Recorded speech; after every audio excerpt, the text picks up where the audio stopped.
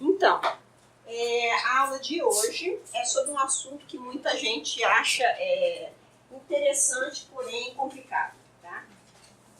Então, essa segunda parte do semestre, agora depois da prova, a gente vai tratar sobre algumas coisas um pouco mais conceituais, que tem a ver agora, mais focadas com a parte de reprodução do animal.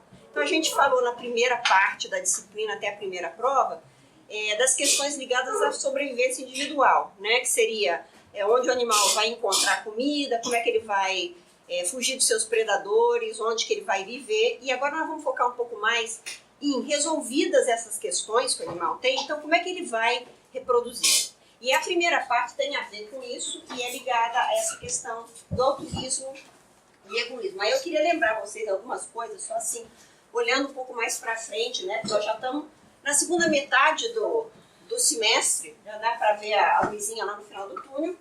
Então, algumas coisas. Nessa aula agora, no final, não saiam correndo para a gente poder... Eu vou distribuir as provas para vocês darem uma olhada nas provas físicas mesmo. Eu não lancei ainda as notas no site, tá?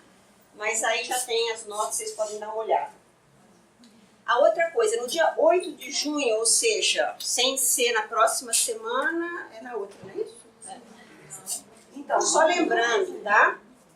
Vocês têm que entregar as propostas de pesquisa individuais. Muitos de vocês eu dei aquele feedback, alguns me mandaram por e-mail, também eu dei um feedbackzinho, mas agora já vai estar na hora, daqui a essas 2 semanas, vocês entregarem a versão final, ok? Nessa data também, no dia 8 de junho, eu vou distribuir as questões já da outra prova, que já vai ser mais lá no final, né? Então, lembrando a data também, tudo isso está no site, mas 22 de junho tem a segunda prova, e 25 de junho é a prova substitutiva. Eu não sei, porque eu não lancei ainda as notas, não vi isso junto com a lista de matrícula, mas alguém faltou a primeira prova? Alguém que está aqui? Tá. Então, essa data aqui é a prova substitutiva. Não falte a segunda prova, tá? Porque ela só vai substituir uma nota e a nota da prova. E não dá para você, se você fez as 2 provas, eu quero fazer a prova substitutiva porque eu não gostei da minha nota. Também não calha, porque a prova substitutiva, na verdade, ela é global, tá? Então, por exemplo, se faltar alguém na segunda prova, a prova substitutiva vai cobrir o semestre todo, o conteúdo todo, tá? Vai ser nos mesmos moldes. Mas, enfim, são essas as informações. Vocês têm alguma dúvida aí que possa ter pairado nesse intervalo sobre alguma coisa? Fale. A gente pode entregar para você as hipóteses da proposta? Porque era para entregar semana retrasada. Entregar as hipóteses. Você pode mandar por e-mail, se você quiser que eu verifique alguma coisa, mas a maior parte das pessoas já enviou alguma coisa, eu já dei um retorno. Eu acho que a partir desse retorno as pessoas já têm que elaborar um negócio mais robusto, né? Mais alguma dúvida, pessoal? Alguma coisa? Ok, então, isso para sempre. Vamos lá. Prosseguindo. O que eu vou cobrir nessa primeira aula, né? Todo o tópico, tanto da aula antes do almoço quanto da aula depois, é essa questão do altruísmo e egoísmo, né? Então, eu vou falar um pouco sobre esse conceito da cooperação em si. E nessa primeira parte, antes do almoço, eu vou focar sobre um aspecto da evolução da cooperação, que é um aspecto mais ligado à questão biológica mesmo, e ligado estritamente ao parentesco.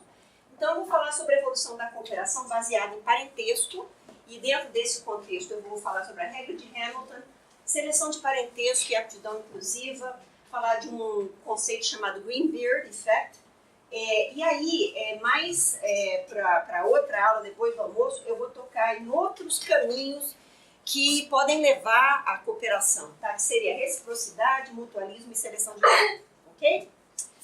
Então, vamos dar uma olhada aqui, tá? Então, o que será que está acontecendo aqui, tá? Vocês olhando essa imagem, vocês podem se colocar no lugar de cada uma dessas crianças. Se vocês estivessem nessa posição aqui, tá? O que vocês estariam pensando, o que vocês estariam sentindo? E se vocês estivessem no lugar dessa outra criança, o que é que vocês estariam pensando, o que vocês estariam sentindo, né?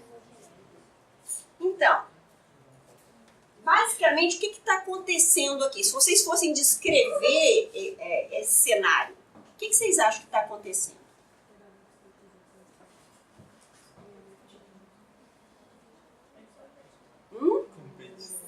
Competição por um recurso, talvez, né? Alguém aqui é o dono do recurso no atual momento, né? Mas assim, olhando também essa imagem, o que já aconteceu? Já teve um compartilhamento desse recurso. Então aqui a gente tem toda uma dinâmica onde, pela imagem, já daria para identificar que tem um recurso, que tem dois indivíduos que querem esse recurso, que um indivíduo aparentemente está em posse desse recurso no momento e que já houve um compartilhamento desse recurso, né? Então a gente consegue ver tudo isso com essa imagem. Será que a gente pode prever o que vai acontecer agora? E com base em quais indícios vocês poderiam fazer uma previsão? Pergunta aqui. Ela quer outra mordida do sorvete. Ele vai compartilhar esse sorvete de novo? Não sei, vai, não vai. Quais são as possibilidades que surgem nessa história, né? Aqui, na verdade, a gente não tem como prever, porque a gente está faltando um monte de variáveis aqui que poderiam nos ajudar a fazer uma previsão mais concreta nesse momento, tá? Então é sobre essas questões e a previsibilidade de uma colaboração que eu queria conversar um pouco nessa primeira aula. A nossa espécie, né, Homo sapiens, homem sabido, Homo sapiens, né? Será, né? Será que é, né? É uma espécie social, tá? Biologicamente a gente sabe que é uma espécie muito social, tem muitas constatações e tem inclusive alguns textos que falam coisas como essa, por exemplo. Relações sociais permeiam todos os aspectos da vida humana e essas relações são mais extensas, complexas e diversas dentro e entre sociedades do que as de qualquer outra espécie. E para a sobrevivência e reprodução somos muito mais dependentes de nossas relações sociais e de nossas culturas do que qualquer outro animal. Tem um livro de uma antropóloga muito conhecida, a Sarah Hardy, que é bem interessante, que é sobre evolução, né? Ela fala muito sobre a evolução da cooperação, ela trata muito da socialidade na nossa espécie de outros primatas, e ela abre o livro dela falando o seguinte: como é que a gente sabe que nós somos uma espécie intrinsecamente social? Se você está dentro de um avião, por exemplo, como eu já estive umas 2 ou 3 vezes, onde isso ocorreu de uma forma muito demais, assim, demais. Uma criança berrando, tá? O avião nem saiu ainda do chão e a criança está... A palavra em inglês é shrieking, porque gritar não transmite o que está acontecendo. Shrieking, por alguma razão, transmite aquele som agudo, horroroso, de 30 minutos o avião no chão e a criança uivando. Se nós não fôssemos a espécie que nós somos, apesar da gente sempre ser muito crítica com relação à nossa própria espécie, se nós fôssemos, por exemplo, chimpanzés, certamente essa criança não teria sobrevivido nessas 2 ocasiões. Porque um chimpanzé ali do lado ia pegar essa criança e torcer o pescoço dela, tá? Acabou. Enquanto isso, nossa espécie, o que nós fazemos? A gente arranja os dentes, tenta ignorar. Como eu falei uma vez também, que eu não tenho muita paciência, eu falei, dá uma palmada que ela cala a boca. Tá? Então assim, mas ninguém vai atacar aquela mãe e aquela criança e torcer o pescoço da criança. E tanto isso, a não ser que tenha alguma pessoa por fora da normalidade ali dentro, mas tanto isso é de conhecimento geral, tá? A nossa socialidade, que existem regras sobre isso. Então, por exemplo, o nosso Código Civil tem uma parte lá que considera que alguns dos alicerces mais fundamentais da nossa Constituição estão fundamentados sobre essa questão da socialidade no ser humano. E que fala o seguinte: nesta assertiva paira um profundo desafio no sentido de priorizar as deliberações aceitáveis socialmente, sem, contudo, secundarizar as liberdades individuais. Então, aqui você tem na mesma sentença 2 palavras interessantes que têm algumas contradições já, que seriam socialmente e liberdades individuais. Aonde que chega uma e onde que para a outra, né? A sociabilidade traz em si a implicação de solidariedade. Isto nos exige uma atenção além do indivíduo, sem deixar de levar em conta a proteção dos valores individuais como essenciais aos fundamentos da democracia e do Estado democrático de direito. Então, na nossa própria Constituição, no Código Civil, etc., existe um reconhecimento que a nossa espécie é uma espécie social e que, portanto, disso deriva uma série de regras que vão, então, direcionar essa socialidade. Quando a gente pensa, então, nessa questão da socialidade em si, né, a palavra socialidade que está ali nesse texto do Código Civil, etc., que palavra-chave estaria ligado a essa questão? Socialidade. O que precisa para a socialidade acontecer? Palavras que vêm à mente com isso. Hã? Consideração? Interação. O que mais? Cooperação, comunicação, ou seja... Empatia, um elo entre indivíduos. Vocês falaram uma palavra aqui que é interessante porque ela embasa em grande parte aquela imagem que eu mostrei para vocês, esse texto que eu mostrei e a necessidade de algo acontecer para que essas interações possam ocorrer. Porque até mesmo para uma comunicação ocorrer ou para uma interação ocorrer, precisa ter cooperação, porque afinal de contas, se um indivíduo emite uma comunicação, o outro só vai agir em cima daquilo se houver uma cooperação dele querer até entender aquilo lá, ou estar apto a isso, né? Então, essa palavra cooperação, agora vamos um passo além, essa palavra cooperação, ela estaria ligada a quê? Quando você coopera... Interesse comum. Interesse em comum, o que mais? Altruísmo. Você viu como a palavra veio, né? Assim, também tem a ver com o título da aula. Mas essa palavra aí, altruísmo é uma palavra interessante, é uma palavra que todo mundo tem uma certa dose de desconfiança da palavra altruísmo, né? Não é uma palavra que... É uma palavra que todo mundo gosta, uma palavra que todo mundo acha bonita, mas será, né? E esse será está ligado a essa desconfiança, talvez, porque a cooperação exige uma série de comportamentos muito específicos que ficam ali no meio entre a socialidade e os direitos individuais, né? Então tem muitos desafios para que isso possa ocorrer, a cooperação. Então eu queria que vocês não precisam responder alto, não precisam nem escrever num papel, mas eu tenho uma série de perguntas aqui. Eu queria que vocês respondessem aí, pensando na cabeça de vocês, sim ou não, as seguintes perguntas, tá? Ou então, afirmações, né? Já estacionei meu carro em vaga de deficiente físico ou idoso? Sim ou não?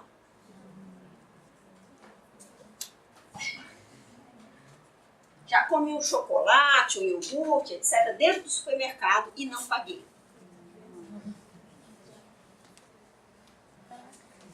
Mamãe nunca deu, assim, quando era pequenininha, tava berrando. Eu já? Não, já deu, já levou em bala. Já colei, dei cola em prova.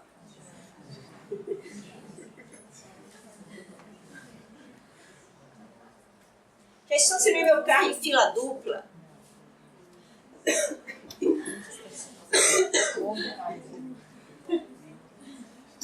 Já furei fila no trânsito, no banco, supermercado. Hoje eu estava numa fila, peguei um trânsito desgraçado saindo da minha casa, né? Saindo da minha casa, carros parados, um coladinho no outro, isso na saída. Eu moro no Parkway, lá no lugar, né? Aí você para ali, alguém deixa você entrar, porque senão você fica cruzado no meio da rua para poder sair. Aí você vê aquele pessoal que sai lá de trás e vai pela contramão para lá na frente fechar alguém, dar uma embicada e entrar, né? E eu ali pensando nessa história e tentando não ficar irritada com aquilo e pensando, eu contabilizo quantos carros tem na minha ré e quantos lá para frente que eu consigo contar e quantos passam ali por medida de tempo, unidade de tempo, para me convencer que a maioria das pessoas estão fazendo a coisa certa, para não me irritar tanto, que aqueles são os indivíduos que estão naquele percentual menor, tá? Já joguei lixo pela janela do carro? Né? Então, assim, eu podia continuar com essa lista ad infinito, porque tem uma série de pequenos delitos aqui, né? Eu tenho certeza que se eu perguntar aqui para vocês, vocês já assaltaram um banco? Acho que não, tá? Vocês já mataram alguém? Eu acho que não. Né? Então, assim, grandes delitos eu não estou nem incluindo aqui, mas pequenos delitos, na verdade, eles são um termômetro do grau de socialidade, portanto, de cooperação que existem dentro de uma sociedade. E a nossa sociedade aqui, em particular, não é uma sociedade particularmente, digamos, que reflete assim, um grande grau de cooperação em certas coisas, né? Então, se a gente tem essa aqui, se socialidade está ligada à cooperação, então cooperação aqui estaria ligada a essa questão dessa palavra chamada altruísmo, que é a palavra que eu queria focar aqui no momento. Então, quando a gente fala em altruísmo, e eu falo para vocês, então vamos ter uma definição básica aqui, pelo menos biológica. O que é um ato altruísta? Tá? Um ato que você faz em benefício do outro sem receber nenhum benefício do outro. Tá, então aqui tem uma definição que está sendo sugerida. O ato altruísta seria um ato em que você faz alguma coisa em benefício do outro sem receber nada em troca. Sem esperar nada. O que mais? Tem uma definição biológica mais rigorosa para isso. Que a custa de benefícios próprios. Custa alguma coisa. O altruísmo biológico, tá? Não é um altruísmo onde o indivíduo faz uma coisa e tudo bem, ele não sofreu nada. A medida biológica para o altruísmo, e eu vou daqui a pouco dar uma definição melhor, mostrar quem é que sugeriu essa definição, o altruísmo biológico é um altruísmo que tem um custo e um custo biológico. E quando a gente mede isso biologicamente, qual é o maior custo que um indivíduo pode pagar? Não reproduzir. Ou não reprodução. Tá? Se tudo biologicamente está afunilado e leva ao indivíduo poder reproduzir e reproduzir melhor, quando a gente quer medir biologicamente, por exemplo, vamos ver o que é que poderia levar indivíduos de uma espécie qualquer a uma socialidade, né? A serem sociais. É o altruísmo. Mas o que precisa para acontecer o altruísmo? O indivíduo precisa abdicar de alguma coisa, tem um custo para ele, fazer o bem para o outro indivíduo. Nesse caso, biologicamente, seria um custo reprodutivo. Então, tem que ter esse custo para o altruísta, né? Um custo biológico. E, na verdade, isso aqui é um grande dilema em termos da biologia como a gente conhece a biologia. Porque tem um dilema com relação a isso, a teoria da seleção natural individual. Vocês lembram qual é a definição da seleção natural? A habilidade de ter reprodução diferencial. Reprodução diferencial. Né? Então, o próprio conceito da seleção natural, aqui a definição, está ligada à aptidão do indivíduo, individualmente, ou seja, dele deixar o maior número de descendentes possível, o maior número de cópias dos próprios genes. Se você vai ser altruísta, você vai estar tendo um custo que vai contra essa questão de você deixar o maior número de descendentes possível, porque você está diminuindo a sua reprodução em função de beneficiar o outro indivíduo. E esse benefício também seria medido em termos biológicos. Tá? Então, se você imaginar essa situação, digamos que você tem aqui 2 indivíduos numa população qualquer, o é para um indivíduo egoísta. Ele não está ajudando ninguém em termos de ajudar a aumentar a reprodução de outro indivíduo, sei lá, fornecendo comida, proteção, nada.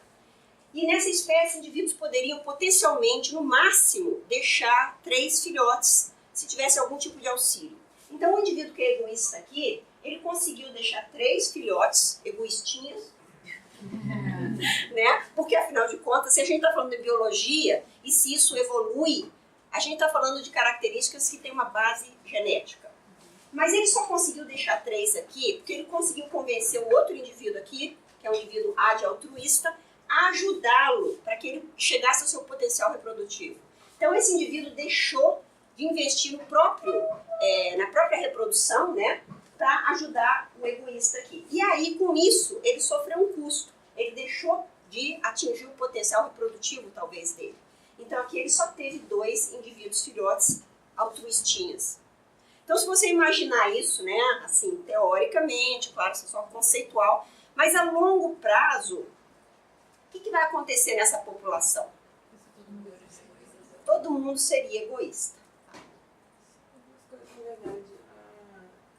A cooperação evoluiu porque todos os que estão ali cooperando vão ganhar alguma coisa que eles não ganhariam no caso de trabalhar sozinhos. Mas Todo ainda mundo assim, ouviu? comportamento Ela está egoísta. falando que todo mundo, numa sociedade, a cooperação evoluiria porque todo mundo junto ali estaria ganhando alguma coisa. Isso ainda assim seria um comportamento egoísta, porque no momento em que eles conseguem caçar, os lobos, por exemplo, no momento que conseguem caçar, cada um por si mesmo. O que você está falando faz sentido no momento em que todo mundo junto consegue um pouco mais. Nós vamos falar um pouquinho sobre esse aspecto aí, eu vou falando de teoria de jogos, para a gente entender um pouquinho como que isso pode funcionar. Aí uma Tá? coisa que eu queria falar contigo é porque eu vi um exemplo de baleias que ajudam outras espécies. Aham. Eu queria saber que Baleias tem a ver ajudam isso. outra espécie. Eu acho o seguinte, Não, eu vi com focas, mas eu vi um vídeo recentemente que fizeram isso com uma pesquisadora. Aham. Ela carregou pra fora, falou junto com o baralho. E eu achei isso, tipo, eu queria saber o que ela ganha com isso, fazendo com as focas, e talvez a pesquisadora parecesse uma foca. Ou seja, o que as baleias ganhariam fazendo alguma coisa desse tipo? Porque ajudar outra espécie não tem entra como. nesse Eu acho o seguinte, que tem muita coisa que a gente não entende sobre a evolução da cooperação, tá? Muitas variáveis que ficam sem a gente saber. Então a gente quando vê um indivíduo de uma espécie ajudando indivíduos de outra espécie, fica justamente esse negócio. Mas por que eles estão fazendo isso? Eles seriam altruístas gratuitamente? Biologicamente, conceitualmente, a gente diria que não. Isso é. Nós teríamos que testar essa hipótese de alguma forma, entendeu? Mas o conceito é que se o indivíduo... Mas nós vamos aprofundar um pouquinho nessas questões, inclusive com o altruísmo recíproco, porque tem várias explicações. Pois é. Tá? Uma pergunta assim, por exemplo, se a gente for pensar que o desenvolvimento do comportamento ele é pouco restrito, esse egoístinha ele pode, por meio de aprendizado, ter um comportamento diferente daquilo que... Sim, mas assim, pensa bem, eu não sei se vocês estão entendendo que assim, se tiver um comportamento egoísta que for mais ou menos flexível, ou O um altruísta comportamento poderia... altruísta que poderia, mas tem exigências para esse tipo de comportamento. Sim. Então assim, nós estamos só fundamentando alguns conceitos para vocês depois poderem pensar em quais são os vieses e quais são os caminhos que poderiam levar a uma cooperação e eventualmente a uma... Porque socialidade a gente sabe que existe, né? E Então, muitas vezes é aprendida, né? Muitas vezes é aprendido. Então nós vamos Grande ver um parte. pouquinho, mas vamos construir primeiro a fundação aqui do argumento para vocês poderem pensar nas exceções, o que é que está bem fundamentado, o que não está, né? Quando a gente pensa nessa questão toda, esse dilema aqui é um dilema que não é de hoje, né? Então, esse dilema, como quase tudo, né? O meu grande herói aqui, Charles Darwin, tudo que você pode imaginar, parece que ele já deu um pitaco lá atrás. Ele reconheceu esse dilema, esse problema, ele falou, inclusive, no livro dele, aliás, quem é que já leu The Origin of Species mesmo? Eu já perguntei isso antes aqui, não já? Mas demorou pra caramba. Pois é. Então, no livro dele, ele faz um comentário alguma hora lá, que é o seguinte, se alguém puder provar, em alguma hora aí, de que o indivíduo, ele se sacrifica em função dos outros para se fazer o próprio mal ao beneficiar o outro, isso vai, digamos que, rachar a minha teoria de seleção natural. Então ele reconheceu que frente à teoria dele de seleção natural individual, existia um problema. Existe um problema porque a gente sabe que cooperação existe, né? Então, a gente pode falar de novo de cooperação com relação às definições aqui, para a gente chegar um passo além. Então, por exemplo, no Alcock, a definição de cooperação para ele é uma coisa bem simples, é algo como uma ação mutuamente benéfica, tá? Então aqui seria alguma coisa que ambos os indivíduos estão com um comportamento para se beneficiarem. O do Gatkin, em 2004, falou isso aqui. Um resultado que, apesar de possíveis custos para o indivíduo, fornece benefícios para o grupo, né? Então aqui os indivíduos têm um custo, mas é aquilo que você estava falando aqui. mas a cooperação, se todo mundo está ganhando alguma coisa, poderia existir, então, porque todo mundo vai ganhar alguma coisa com isso. Gardner et al., em 2009. Cooperação seria um processo pelo qual grupos de organismos trabalham ou agem juntos para a obtenção de benefícios mútuos ou comuns, né? Então, todas essas definições tem o fato de que indivíduos estão absorvendo algum tipo de custo, mas é porque todo mundo está recebendo alguma coisa em troca.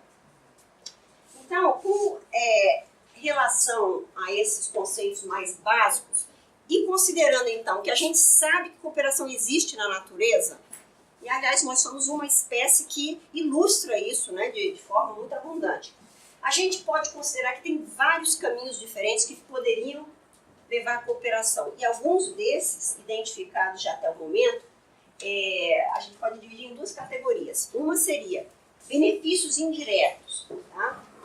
Ou seja, quando indivíduos têm benefícios indiretos para cooperar, para receber benefícios indiretos, eles podem cooperar. Mas tem uma outra categoria também de benefícios diretos.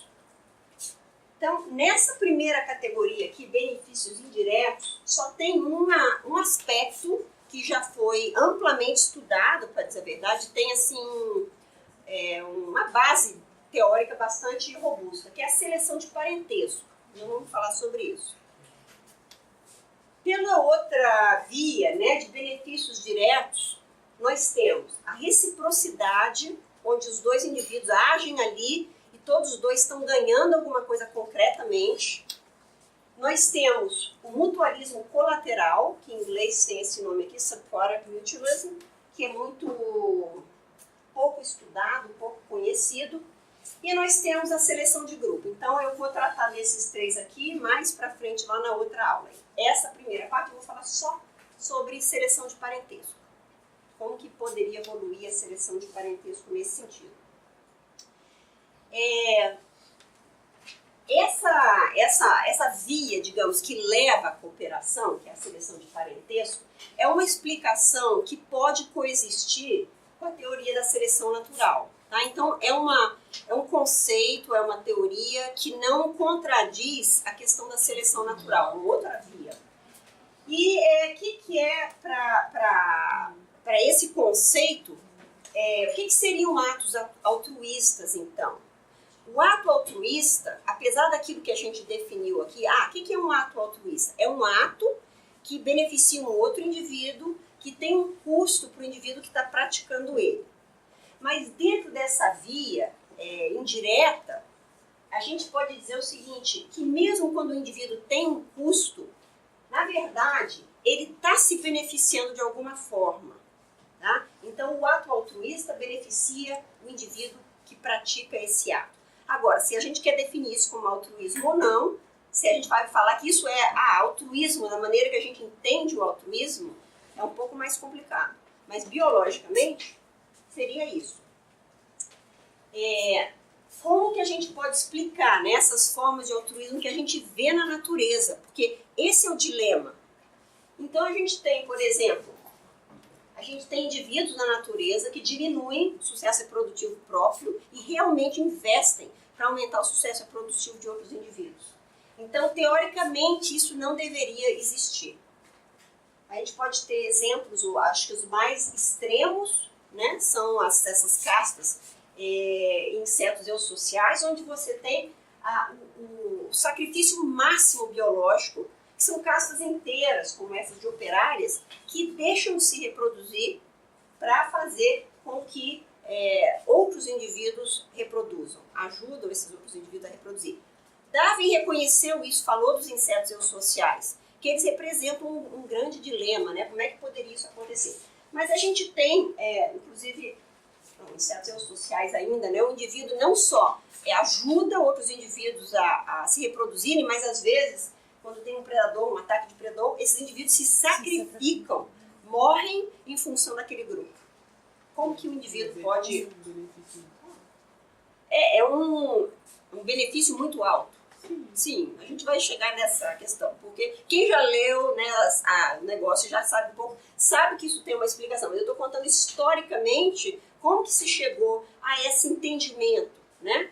E a gente sabe que além de insetos eusociais, tem outros exemplos, onde os indivíduos não são tão proximamente nem aparentados, por exemplo. Então, aquele exemplo que eu dei para vocês antigo, do esquilinho terrestre, né, dando os gritos de alarme, onde a gente vê, com estudos que foram feitos ao longo de 20, 25 anos, porque A gente tem que voltar lá para trás e tentar entender como que as pessoas interpretaram isso daqui e chegaram a alguma conclusão. Então, por exemplo, se você tem aqui um gráfico, isso aqui foi um trabalho do Sherman, com relação à frequência de gritos de alarme que são dados por indivíduos de categorias diferentes, se você tem, em termos de frequência, abundância desses indivíduos dentro de uma colônia, aqui do lado esquerdo você tem a expectativa de quantos gritos de alarme esses indivíduos estariam dando e aqui quanto que eles realmente estão dando. E aí você vê que tem categorias aqui que fogem muito a essa proporção, né? Então, por exemplo, fêmeas adultas, elas dão muito mais gritos de alarme do que você esperaria pelo número de indivíduos que tem ali dessa categoria. Já machos adultos, eles também fogem a essa expectativa para o lado negativo. Aqui também, né, e aqui também. Então, vendo esses dados ao longo dos anos e anos e anos de estudos, que se comprova, tem indivíduos que fazem atos altruístas sim, que se sacrificam sim, e qual é a explicação para isso? E a explicação começou a surgir de pouco em pouco, né, com o acúmulo de dados e informações. Então, nós estamos falando aqui de quase 50 anos de estudos de pesquisa para chegar ao entendimento sobre essa questão. Então, aqui vocês têm, por exemplo, a idade desses esquilos e aqui a distância, né, mensal, média, em que esses indivíduos dispersam nessa colônia. E a explicação começa a surgir a partir desse tipo de dado. Então, você vê que as fêmeas ficam próximas, os machos vão embora. Então, o que isso aqui leva a gente a entender? A primeira coisa sobre essa colônia. Elas são aparentadas. Né? As fêmeas que estão ali, que são aquelas justamente que estão dando, berrando ali o alarme quando aparece um predador. Elas são aparentadas ali. Todo mundo naquela colônia é aparentado, as fêmeas, os machos não. Eles chegaram e vão embora, tá? Então, começa a chegar a esse entendimento. O entendimento básico, que é esse aqui. Reprodução é a chave para entender essa via indireta que leva à cooperação. Quem é que chegou a esse entendimento? Qual é o nome da pessoa? Não foi o Darwin, que ele falou que ainda estava alguma coisa errada ali. Mas tem uma outra pessoa que eu já mencionei aqui na disciplina. Estava na prova, não sei. Quem é? Se eu falasse para vocês, quem é essa pessoa que vocês têm que conhecer? Sair dessa disciplina com esse segundo nome, além do Darwin, que todo mundo já sabia. Hã? Dawkins é o popular. É esse carinha aqui.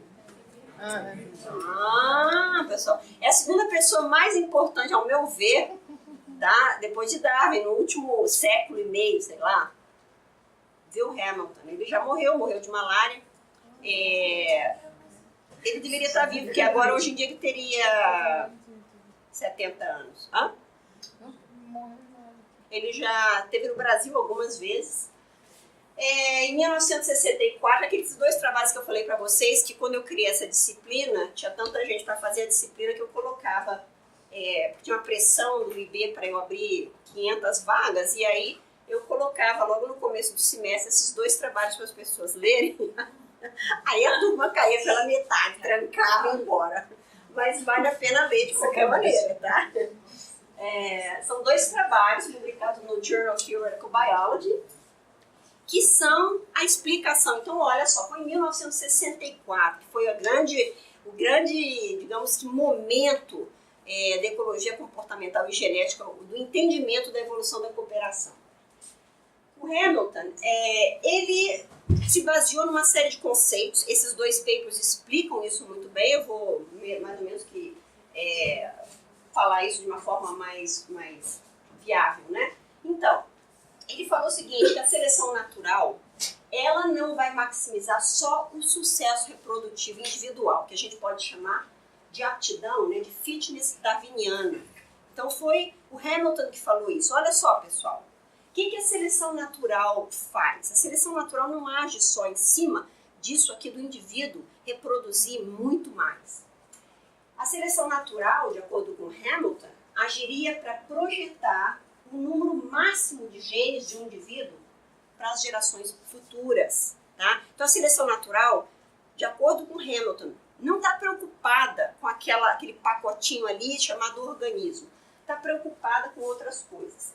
Então, quando a gente pensa como que, então, funciona essa questão da reprodução, da seleção natural, está querendo maximizar essa projeção de genes para o futuro, a gente tem que pensar nessa questão aqui, tá? Comportamento parental, né? Eu acho que eu já perguntei também, quantos de vocês são pais e mães? Uma. Você acha que esse altruísmo, você é muito altruísta com seus filhos, não é? Todo pai e toda mãe faz qualquer coisa, não faz, pelos filhos? Quem tem pai e mãe aqui, vocês já se perguntaram de vez em quando, nossa, meus pais são demais, são fantásticos, como é que eles fazem tudo isso por mim? Eu sou uma peste, minha filha mesmo fala isso, nossa, como é que vocês me aguentaram? Quando eu tinha 15 anos, eu falei, né? Então, não é? Então, vocês acham isso misterioso? Vocês já se perguntaram por que eles fazem tudo isso? Então, geralmente as pessoas não se perguntam, elas acham que isso aí é uma dádiva qualquer, né? Um negócio que não tem mistério, porque pai e mãe tem que agir assim, não é? E quando não age, ai deles, todo mundo critica. Jogar pela janela não é uma coisa boa, a sociedade não gosta, tá? De tal comportamento parental. E por que é que pais e mães que você imagina, quando você vê um pai ou uma mãe com uma criança que está ali se jogando no chão no supermercado, berrando, chutando, etc., você não é pai nem mãe daquela criança, você tem uma vontade de dar um estabefe naquela criança, não? Cala a boca, fica quieto, para com isso. E o pai e a mãe ali. Me lembro uma vez na fila do supermercado, estava ali a mãe e a criança do lado de uns 4 anos assim, mãe. E a mulher nada. A professora, pelo amor de Deus, responde sua criança. Mas assim, parece que mãe e pai, né, tem uma elasticidade, um altruísmo infindo, mas ninguém acha isso misterioso. Por quê? Porque, na verdade, os indivíduos que não foram bons pais no passado e que numa situação dessas realmente jogaram a criança pela janela, largaram em algum canto, etc., esses indivíduos que não foram bons pais, esses genes de comportamento parental não foram para frente. Por quê? Porque eles deixaram a cria morrer, né? E se a cria morreu por falta do comportamento altruísta de pais e mães, esse comportamento vai sendo jogado para fora da população. Ele não é mantido, né? Pois bem, a gente pode então dizer que comportamento parental, ele é sujeito à seleção natural, ele evoluiu, tá? Maus pais, o mau comportamento parental, ele é continuamente eliminado da população. Se a gente pensar nessa questão, então, que os filhotes são os pacotinhos de genes que são representativos dos seus pais, então a gente tem o seguinte, que a gente pode imaginar que os genes produzem organismos, né, como um meio de transmitirem suas réplicas às próximas gerações. Ou seja, o filhote ali, ele é um representante genético do seu pai. E para aqueles pais, para aqueles genes contidos naqueles pais, o filhote é um veículo para transmitir os seus genes para a próxima geração. Como já foi isso aqui, não fui eu que falei isso, uma galinha é simplesmente a maneira que o ovo tem de produzir mais ovos. Tá? O organismo seria um meio para que os genes que estão aqui nessa geração pulem para a próxima etapa, para a próxima geração. Então, se a gente considerar dessa forma que o interesse é dos genes de se replicarem ao longo do tempo, então nós temos o seguinte, genes que estão na atual geração precisam chegar na próxima geração. Uma maneira que os genes têm de fazer isso é através do comportamento parental, né? O altruísmo extremo que a gente conhece como sendo dos pais, para que haja uma produção de filhotes, então que aqueles genes, através desses filhotes, vão chegar na próxima geração. Só que não é a única maneira, obviamente, disso acontecer, porque os genes do indivíduo não existem só nos filhotes dele. Então, a outra maneira que esses genes têm de chegar na outra geração é através dos parentes daquele indivíduo. Então, aqui nós temos que você pode ter um comportamento de altruísmo, que é tipo um comportamento parental, né, de cuidados, que é direcionado aos parentes. Só que isso tem um nome especial, chama-se nepotismo, e todos nós conhecemos este nome. Comum, né? Agora a gente sabe que isso também é biológico, né? Nepotismo tem uma razão biológica, não estou dizendo que é certo, estou dizendo que é biológico. Então, o nepotismo, que é o cuidado direcionado aos parentes, ele ajuda os parentes, né, a sobreviverem, ajuda os parentes a produzirem mais parentes. E esses parentes todos, porque eles têm uma ligação genética com esse indivíduo aqui, eles contêm genes desse indivíduo e, portanto, com o nepotismo, esses genes também atravessam a barreira de uma geração para chegar na outra. Então, na verdade, quando a gente considera isso daí, a gente pensa assim, parentesco é um elo muito importante nessa questão toda da evolução de comportamentos, como comportamentos parentais, como comportamentos de nepotismo, né? Quanto mais próximo for esse parentesco, maior é o quê? A probabilidade de que os seus genes estejam contidos naquele outro organismo. Então, se você é um gêmeo idêntico aqui, qual é a probabilidade de seus genes estarem naquela outra criatura? 100%. A probabilidade de seus genes serem iguais, por exemplo, ao dos seus pais, quanto que é de cada um? Hã? 50%, né?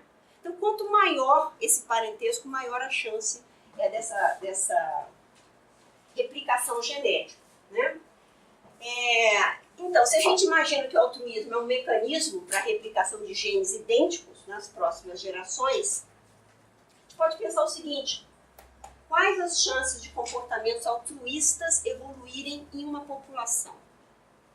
O que está ligado, então, da chance do altruísmo ser comum? Qual é o elo aqui? Parentesco, tá? Então, nessa visão de cooperação, de altruísmo, direcionar cuidados, etc., a chave disso é o compartilhamento de genes, elos ligados ao parentesco. Ou seja, se você quiser procurar altruísmo, vá procurar em locais onde essas ligações genéticas são altas, porque aí você vai ver, provavelmente, um maior investimento em atos altruístas. Isso aqui tudo está ligado e explicado, muito bem explicado nesses papers do William Hamilton, e no final dos papers dele lá, ele tem o que veio a ser conhecido, umas equações, porque esses papers são 40%, 50% de equações ligadas à genética, mas tem chamada a regra de Hamilton. Essa regrinha, ele diz o seguinte, agora já condensando isso daqui. A regra de Hamilton diz que comportamento altruísta vai ser selecionado e ele vai se espalhar quando isso aqui acontecer. R multiplicado por B for maior do que C. Tá? Onde o R, esse Rzinho aqui, é o coeficiente de parentesco.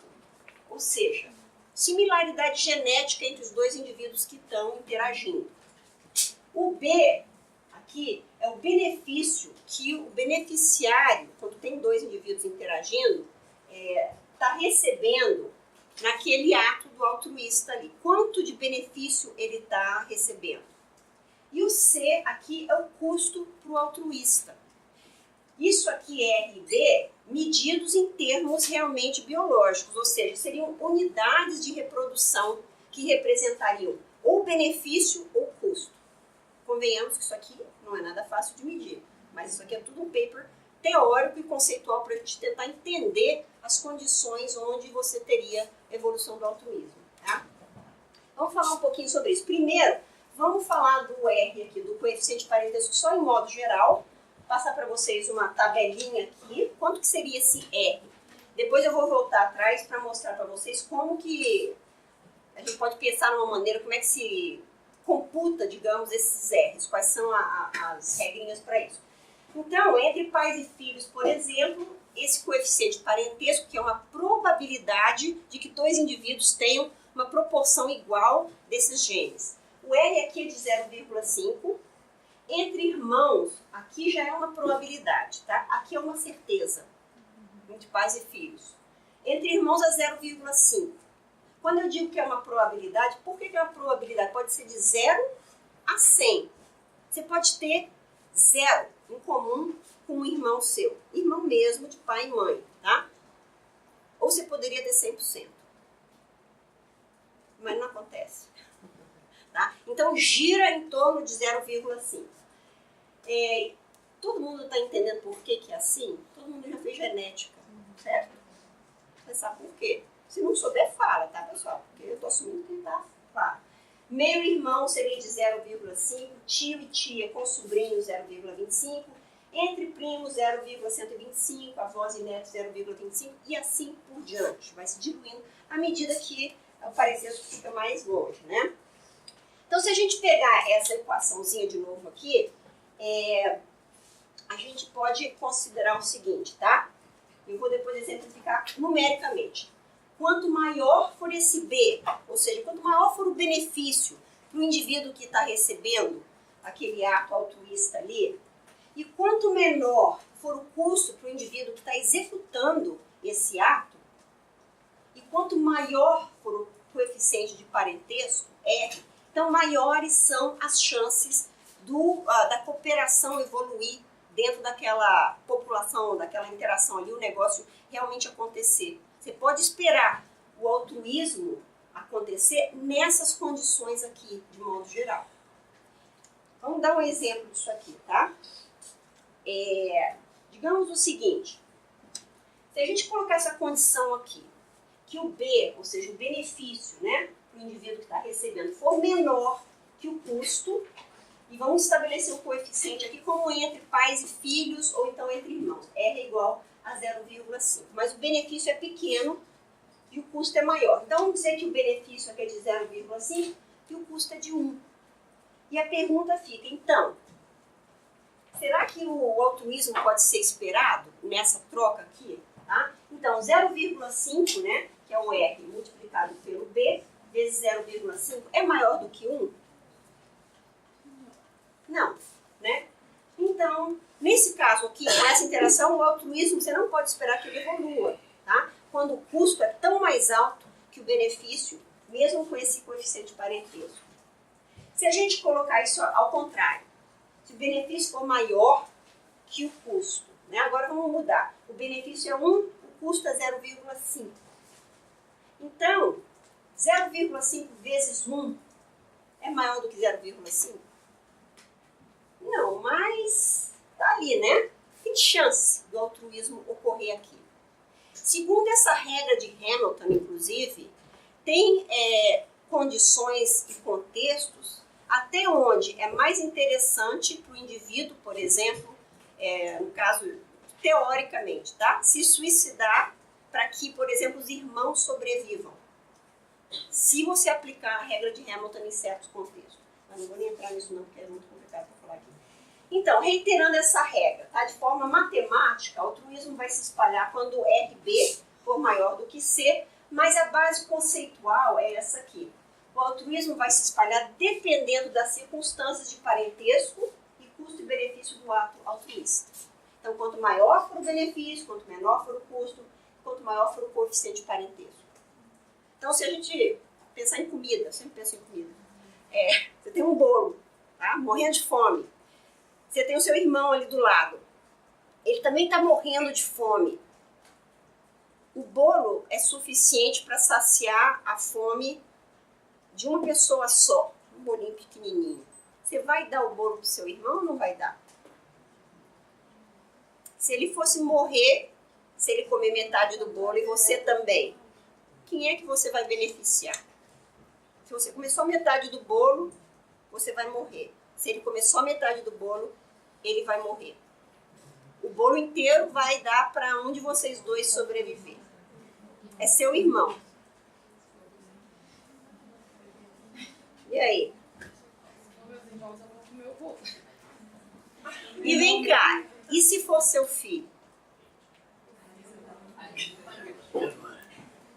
Então, são coisas para se pensar, né? Como é que essas coisas funcionam e quais são as variáveis? Deixa eu voltar atrás um pouquinho para falar sobre essa relação aqui do R, coeficiente. Como é que isso aqui é computado? Vocês não precisam entender muito bem isso aqui não, mas basicamente a ancestralidade, de onde vêm os genes, quando você computa o parentesco entre dois indivíduos, é que é o importante nessa história. Então, digamos o seguinte, se você tem um casal aqui, pai e mamãe, e você tem os dois filhos, tá? Todos eles, os dois vieram do mesmo pai, da mesma mãe, e você quer saber qual é a relação de parentesco entre eles. Se você não tiver essa tabelinha, como é que você faz isso? Então, você imagina o seguinte, você está vendo que aqui essas setinhas indicam de onde estão vindo esses genes e a probabilidade de quanto desses genes estão passando para esse próximo indivíduo. Então, o que você tem aqui, cada flechinha vai introduzir uma probabilidade de 50% daqueles genes passarem para esse indivíduo, né? Então, por exemplo, aqui passa 50% dos genes desse indivíduo para esse, 50% para esse aqui. Obviamente, poderia, matematicamente falando, ser exatamente os 50% que não tem nada a ver com o outro 50%. Ele poderia passar metade aqui para esse indivíduo e a outra metade completamente para esse, que não vai acontecer. Né? Mas a mesma coisa acontece, então, com relação à mãe, que passa 50% dos genes dela para cada filhote. Então, nesse caso, a gente computaria aqui o parentesco entre esses dois indivíduos simplesmente fazendo a matemática aqui de multiplicar essas probabilidades através das flechinhas. Então, você teria o R aqui vai ser igual a A, essa probabilidade, que é de 0,5 vezes B, mais a probabilidade de C vezes D. Então, você teria 0,5 vezes 0,5 mais 0,5 vezes 0,5, tá? Então, chega a 0,5. Se você tem essa outra aqui você tem meio-irmãos, né? Esses dois são irmãos só por conta do pai. Então, no caso aqui, eles não estão recebendo uma conta em comum a transferência de genes que vem da mulher aqui, né? Tá? Então, o que você tem nesse caso aqui? Você só tem essas duas flechinhas que conectam esses dois indivíduos, a ancestralidade deles, o ancestral em comum mais próximo é esse pai aqui. Então, você só tem essas duas flechinhas ligando eles. 0,5 vezes 0,5 dá 0,25. Professora, no meio dessa teoria, a gente consegue explicar por que a fêmea geralmente é mais altruísta que o macho? Tem outras coisas ligadas a isso que eu vou falar, até investimento parental, mas, por exemplo, o que a fêmea é mais altruísta com o filhote? Em mamíferos. Em mamíferos, a explicação maior, que é dada mais crédito, é que ela tem mais certeza da maternidade dela do que o pai tem da paternidade. Tá? Mas não vamos chegar lá, nas próximas aulas. Então, entre tias e sobrinhos, tá? Você pode fazer a mesma coisa aqui, aí você vê. Tá aqui um sobrinho, aqui tá o casal inicial, né? Então, eles produziram 2 filhos. Então, um filho aqui, esse produziu um outro filhote. Mas esse outro aqui, vamos dar uma tia, né, que está aqui nessa posição. Então, se você for computar qual é o ancestral que eles têm em comum mais próximo, não é nesse nível. O ancestral você tem que ir mais um para trás, que seria aqui nesse nível aqui. Aí você teria que fazer essa computação, porque aí você tem 2 ancestrais em comum para esses 2 indivíduos. Você teria que computar todas as flechinhas aí. Claro que isso aí não é feito dessa maneira, né? Você simplesmente faz 0,50 ligado a L, que L é o número de conexões. Aí você tem aqui 0,5 elevado a 3, mais 0,5 elevado a 3, 0,25, tá? Só para ilustrar como que é feito esse negócio. Mas vamos chegar agora no núcleo dessa questão toda, tá? Esse comportamento parental que é investido nos filhotes, que não tem nenhum mistério, mas o comportamento de nepotismo, de investimento nos parentes, leva a um tipo de seleção que tem sim um nome. Chama-se seleção de parentesco. Tá? Então é seleção ligada a essa questão dos parentes. É uma seleção que age no sentido de favorecer o sucesso reprodutivo dos seus parentes, além dos próprios filhotes. Tá? Então é um tipo de seleção para que ocorra o nepotismo. É seleção que favorece um comportamento que ajuda de influência com relação a parentes, além dos filhotes. Os seus filhotes são seus parentes também, obviamente.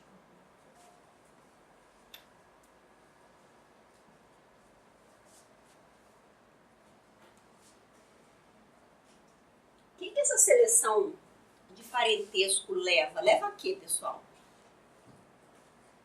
Acabei de falar. O que ela leva? Sucesso reprodutivo. Sucesso reprodutivo de quem? Dos genes. Ah, dos genes, dos parentes. Isso tem um nome também, tá? A consequência dessa seleção de parentesco, de você ajudar os seus parentes, tem uma consequência. É uma consequência na aptidão inclusiva do indivíduo que está fazendo essa ajuda. Então, é esse nome aqui. A seleção de parentesco aumenta a aptidão inclusiva daquele indivíduo. Em inglês, Inclusive Fitness, que às vezes isso surge, né, em muita publicação, o nome disso aqui. E essa seleção que leva à aptidão inclusiva, a própria aptidão inclusiva, eu coloquei aqui uma definição mais formal, né, que é o somatório do fitness individual, ou seja, do sucesso reprodutivo do indivíduo, com a aptidão, o fitness dos seus parentes, que ele ajudou, tá? Com os valores proporcionalmente desvalorizados de acordo com a distância genética entre eles. Parece horrorosa essa definição. Estou vendo um monte de sobrancelha franzida aí. Oh, meu Deus, o que é isso? Eu vou mostrar para vocês que isso aqui é um cálculo muito simples. Mas basicamente quer dizer que a aptidão inclusiva do indivíduo tipicamente é maior numa espécie social do que a aptidão individual dele, tá? Mas vamos chegar lá daqui a pouco. Oi? Hã? A consequência, o aumento da aptidão é do indivíduo altruísta ou do indivíduo beneficiário? É a aptidão do indivíduo que está agindo altruisticamente. O que o Paulo está perguntando é isso, né? Para quem que é a aptidão inclusiva, é isso? Aqui a gente está falando da aptidão inclusiva do indivíduo que está agindo de forma altruísta com seus parentes. Aí a gente vai falar da aptidão dele, a aptidão inclusiva dele. Tá? Era essa a pergunta? Tá? Então nós estamos falando da aptidão do indivíduo que está agindo de forma altruísta. Ela tem saco, né? Que eu vou mudar, né?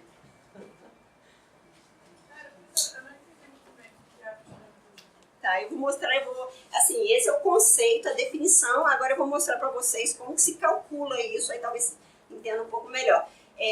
Lembrem também o seguinte, assim que eu conseguir chegar também nas gravações que a gente está fazendo a transformação, isso também vai estar no YouTube, vocês podem olhar de novo, tá? É o sucesso da aptidão inclusiva é maior do que o sucesso da aptidão. Não, olha só, geralmente, ela está perguntando se o sucesso, se a aptidão inclusiva de um indivíduo seria maior que o sucesso reprodutivo individual, é isso? Em uma espécie social, tipicamente só que tem indivíduos que são altruístas com os parentes e indivíduos que não são altruístas. Então, na verdade, quando você tem uma população de animais, você gostaria de calcular a aptidão inclusiva de cada um deles, você pode usar esse conceito para medir isso. Deixa eu só mostrar para vocês, que aí vocês talvez essas dúvidas deixem de existir. Se a gente quiser pegar esse conceito que eu acabei de passar de aptidão inclusiva, tudo aquilo que eu botei no slide anterior, né, com aquela definição em texto, o que isso quer dizer? A aptidão inclusiva é igual a um somatório do sucesso reprodutivo individual, que a gente pode chamar de aptidão ou de fitness individual, pessoal, tá? E somado a isso, tem um componente que ele ganha de aptidão baseado no parentesco, dos indivíduos que ele está ajudando. Então, você quer medir qual é a representação genética daquele indivíduo que está passando para a próxima geração, você vai medir quantos filhotes ele está deixando na próxima geração, cada um deles é um pacotinho de genes, e aí você vai ver quantos parentes dele que ele ajudou, porque aquelas unidades de genes ali que ele ajudou, também que você pode adicionar a essa cota. Então, se você tem isso aqui, você pode calcular matematicamente qual é a aptidão inclusiva de um indivíduo. Você pode fazer o seguinte, você calcula baseado no coeficiente de parentesco que ele tem, com o número de filhotes que ele tem, tá? E aí você soma isso, o coeficiente de parentesco que ele tem, com o número de parentes que ele está ajudando. E aí você vai ter a aptidão inclusiva desse indivíduo. Você vai ter um número. seria com o número de filhotes dos parentes? Pode ser dependendo do caso. Eu vou mostrar aqui que é com o número de filhotes dos parentes, mas pode ser com o próprio parente. Mas deixa eu mostrar para vocês. E aqui tem, digamos, interpretações às vezes dúbias sobre isso daí. Como isso é feito? Porque, na verdade, eu vou dar um exemplo como calcular isso aqui. Na verdade, o cálculo disso na natureza, se você vai fazer um estudo sobre a evolução da cooperação com alguma espécie, eu vou falar para vocês, não é fácil. Tá? Mas tudo bem. Mas tem muitos estudos. Não, mas você tem que acompanhar uma espécie durante 30 anos. Pra você entender como é que funciona. E bom ter várias gerações, né? Várias gerações. Então, deixa eu dar um exemplo aqui para vocês, tá? Vamos ver se vocês calculam isso daí aí no caderno de vocês mesmos. O indivíduo tem um filhote sobrevivente, tá? Porque não adianta só, teve 10 filhotes e só um sobreviveu até a maturidade. Um filhote sobrevivente, ele salva a vida de um irmão e ele ajuda uma irmã a criar 2 sobrinhos. Esse irmão aqui nunca bom, não vou falar que nunca é reprodução, porque eu também vou complicar o negócio, tá? Digamos que você tem essa situação aqui. Pensem aí, façam a aptidão individual desse indivíduo se ele nunca tivesse ajudado a salvar o irmão dele, nem ajudado a criar os 2 sobrinhos. Qual é a aptidão desse indivíduo?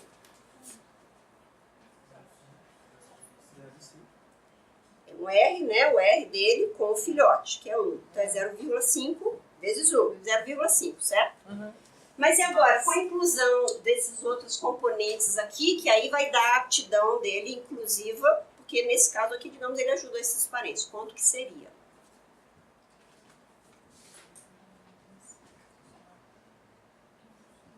Vamos ver? Vocês calcularam aí certo? Então, o indivíduo que fez tudo isso aqui, digamos que ele tivesse feito de 2 indivíduos. Um que não fez nada disso, que não ajudou ninguém, vamos comparar ele agora com outro indivíduo que fez isso tudo. Então a gente tem a aptidão pessoal dele, o fitness pessoal, que é o filhote dele. É 0,5 vezes 1, né? Aí somado a isso, você vai botar 0,5 vezes 1, porque ele salvou a vida de um irmão, que tem componente parentesco dele de 0,5. E aí ele ajudou a criar 2 sobrinhos. Então seria componente parentesco que ele tem com 2 sobrinhos, é 0,25 vezes 2. É igual a 1,5. Então vocês podem ver que nessa situação, nessa população, se você estiver comparando um indivíduo que não ajuda os seus parentes com um indivíduo que ajuda os seus parentes, é mais fácil os genes de ajudar os parentes se multiplicarem nessa população e o nepotismo começar a se espalhar. Porque esse indivíduo que ajuda os parentes vai deixar mais cópias do gene. Qual o gene que ele está deixando, que ele está propagando que é importante aqui? O de ajudar os parentes. E o próprio gene dele auxiliar os parentes vai estar presente nesses outros parentes dele que ele está ajudando. E isso que é o importante. Esse gene vai se propagar. Porque se esse gene não tiver uma base genética para esse tipo de comportamento, também não ajuda, não adianta nada, tá? Tá, mas isso daí não explica a adoção, por exemplo. A gente tem que falar de outras coisas. Isso aqui é um parentesco que explica uma via. Nós temos várias outras vias para a evolução da cooperação, tá? Não esqueçam que aqui nessa aula eu estou falando sobre a via indireta que levaria à cooperação, tá? E a nossa espécie é muito diferente. Ok. Se a gente acha que numa população natural, em espécies no ambiente natural, o nepotismo poderia ser uma coisa interessante para replicar gene exatamente do nepotismo para a evolução da cooperação, o indivíduo teria interesse em ajudar os próprios parentes, certo? Mas como é que ele sabe quem são os parentes dele? Numa população, nós sabemos, né? Claro, a gente sabe, tem livro de família, história familiar, etc e tal. Mas e o passarinho ali fora? Como que ele sabe se os parentes dele são aqueles, tá? Primeira possibilidade, simplesmente pela proximidade, tá? Vocês estão com alguma dúvida aí? Não? Acabaram de chegar a alguma conclusão. Então, tá bom. Então, uma possibilidade de um indivíduo poder reconhecer os seus parentes é simplesmente que, bom, se ele está no mesmo ninho, deve ser meu irmão, assim, entre aspas, tá? Deve ser alguém que eu devo direcionar algum cuidado parental. Tanto é que você tem as possibilidades de um investimento parental, que nem de cuculídeos, que investem num filhote que nada tem a ver com ele, porque está no ninho dele, né? Então, a proximidade é um elemento possível. Outra coisa, aí tem o mesmo cheiro. Tá, então deve ser um parente. Então isso aqui ocorre muito em colônias. Você pegar um indivíduo, por exemplo, numa vespa, uma formiga, e imbuir ele, um indivíduo forasteiro de outra colônia, imbuir ele com o cheiro daquela colônia, ele muito provavelmente vai ser aceito naquela colônia, simplesmente pelo cheiro. Outras possibilidades, dialetos comuns numa certa área muito restrita, todo mundo ali fala aquele dialetozinho muito restrito, tem uma possibilidade de ele ser um parente. A base da xenofobia, que a gente conhece, né, uma parte cultural, social que a gente conhece como xenofobia, tem uma base, digamos que biológica, o entendimento de por que isso acontece, tem uma base nesse conceito de evolução da cooperação. Conceitualmente também tem uma outra possibilidade interessante que foi lançada há muitos anos atrás, mas que empiricamente é muito mal fundamentado, não tem muitas evidências para isso, que seria um reconhecimento genético, reconhecimento no caso de alelos que estariam nos parentes e que levariam à produção de alguma característica em comum. Então, se você olha para outros indivíduos e ele tem aquilo que caracteriza a sua família de modo geral, seria um direcionamento do nepotismo com relação àquele indivíduo.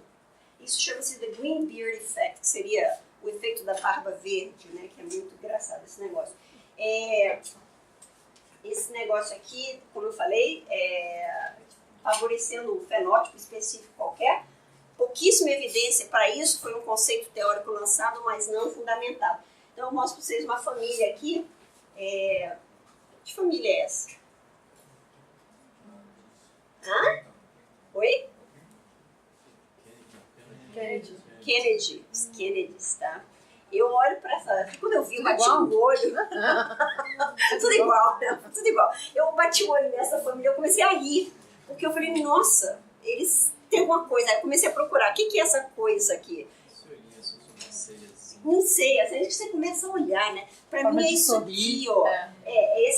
Esse triângulo aqui pra mim.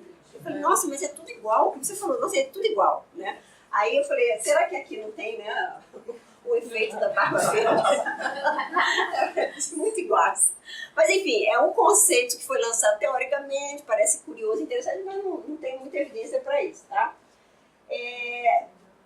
Deixa eu dar alguns exemplos de comportamento altruísta aqui, né? Se a gente tivesse esse gene para dar grito de alarme, o gene C, o alelo C, sei lá, grande, grito de alarme, e um Czinho pequenininho, que é para não gritar. E você sabe que o indivíduo que dá o grito de alarme, que é o C maior, ele vai ser predado. Você imaginaria, bom, nessa população, esse gene para dar o grito de alarme deveria desaparecer, né? Mas qual é a outra possibilidade, então? Porque a gente sabe, até como eu mostrei aquele exemplo dos esquilos, que isso persiste.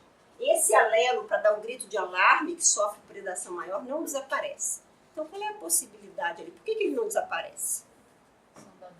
Por fêmeas que distraem o predador da sua ninhada e sobrevivem. E além da sua ninhada, né, de seus parentes todos que estão ali.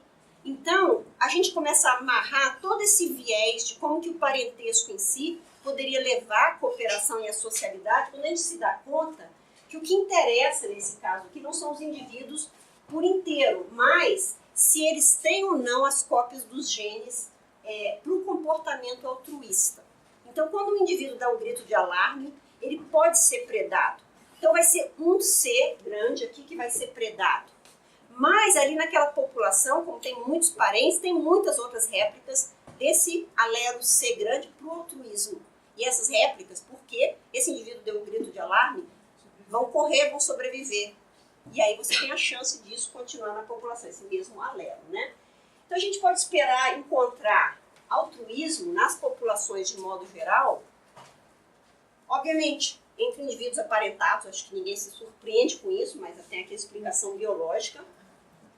em espécies que têm baixa dispersão, tá? Indivíduos ficam aglomerados ali, não dispersam, então esse R, coeficiente de parentesco, vai aumentando nessas populações.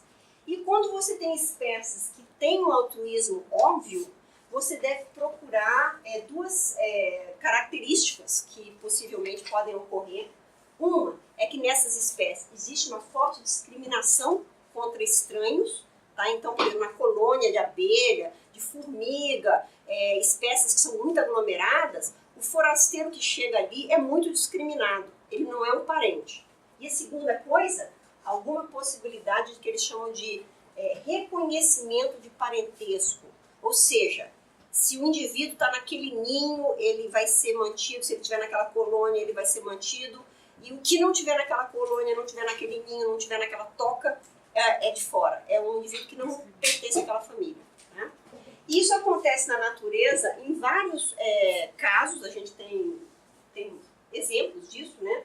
Por exemplo, curiosamente, se você comparar duas espécies que têm ecologias mais ou menos parecidas, então, por exemplo, em zebras versus gnus, nas zebras, qualquer filhote é defendido naquele agrupamento.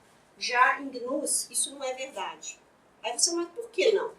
Quando você examina o coeficiente parentesco de agrupamentos de zebras, você vai descobrir um R maior do que em agrupamentos de gnus. Então, a própria ecologia da espécie pode levar a um R maior ou mais baixo. Outros exemplos, agora mais específicos, tem um tipo de peru africano, mas que tem muitas criações, etc., na América do Norte, que eles perceberam um estudo que mostrou uma coisa super curiosa. Então, sempre dois machos que estavam juntos e defendiam uma fêmea. Expulsaram todos os outros machos. Só que nesses dois machos, tinha um que era hierarquicamente sempre superior. E o pesquisador, fazendo monitoramento, ele percebeu que só um desses machos copulava com a fêmea. Ele não entendia, mas por que o outro macho, que idiota que ele é? Né? Por que ele não sai para procurar uma fêmea própria, em vez de ficar ali ajudando o outro macho a manter aquela fêmea quando ele não podia copular com a fêmea? Sabe o que ele descobriu? É o irmão dele. Tá bom, ele não vai ser o pai da ninhada, ele vai ser o tio. Então é assim, tem um R tão alto que justificava esse caso. Outra evidência interessante que usa esse R de parentesco para tentar entender, pega muitos bandos de leões e eles computam esse R, por exemplo, entre machos. Esse R, em média, tendeu a ser, nesse estudo em particular, de 0,25. Ou seja, os machos no bando eram meio irmãos. O R entre as fêmeas era mais baixo, era de cerca de 0,125. Tinha um parentesco, mas era mais baixo em média. E o que eles descobriram é que, por exemplo, em grupos de leões, tem um outro fator também aqui, mas os machos, eles eram mais generosos e altruístas para compartilhar alimento com os filhotes por ali do bando do que as fêmeas. As fêmeas compartilhavam o alimento só com os filhotes dela. Aí elas afastavam os outros filhotes, tá?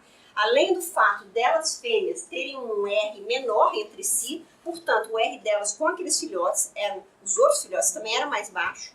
Além disso, tem o fato de que machos aqui têm uma incerteza de paternidade, aquilo que você perguntou, né? Mas incerteza de paternidade. Ele não tem certeza absoluta que aqueles filhotes ali, tem alguns que podem ser dele e outros podem não ser. Então, eles acabam sendo mais generosos. Então, no momento, então, fica aqui só essa parte, esse componente sobre parentesco, como que essa questão do parentesco pode influenciar e levar à cooperação e, portanto, à socialidade. E depois do almoço eu vou tratar dessa questão da cooperação quando não existem elos de parentesco. Tá? Então, rapidinho, só para vocês verem aqui sobre a aula, definição biológica do altruísmo. Lembrem desse nome que vai cair na prova, William Hamilton. Seria o altruísmo um mecanismo para replicação de genes idênticos, a regra de Hamilton, cobri também, seleção de parentesco, aptidão inclusiva e a questão do Green-Beard Effect. Tá?